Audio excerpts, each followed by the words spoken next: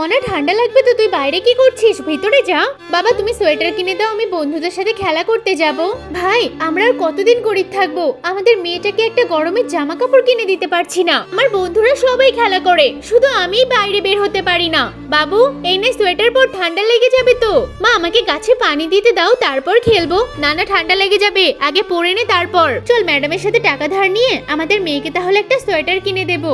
আরে মা সোয়েটার তো আমার গায়ে ছোট হয়ে গেছে, তাই তো দেখছি এটা ফেলে দেওয়ার দরকার। ম্যাডাম কিছু টাকা দেবেন, আমার মেয়ের জন্য একটা সোয়েটার কিনবো। আর এই সোয়েটারটা তুমি ফেলতে যাচ্ছিলাম, ঠিক আছে এটা নিয়ে যাও, টাকা দিয়ে দাও। বাবা এই সোয়েটারটা তো দেখছি খুবই সুন্দর, আমাকে পরিয়ে দাও না, দেখি আমার গায়ে ঠিক হয় কিনা। কই দেখি তো মনা। আরে বাহ তোর গায়ে তো মনে হচ্ছে একদম ঠিকঠাক আছে, তোকে পরেও ভালো লাগছে। এই সোয়েটারটা মার্কেটে কিনতে গেলে 3000 টাকা পড়তো, তুমি বরং আমাকে 500 টাকা দিয়ে দাও তাহলেই হবে।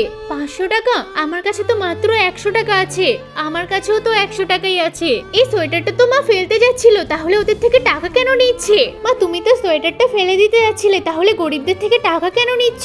কি ম্যাডাম আপনি এটা ফেলে দিতে যাচ্ছিলেন? এই তুই চুপ করে থাকতে পারিস না, এত কথা বলিস কেন? এই ভিতরে চল তো।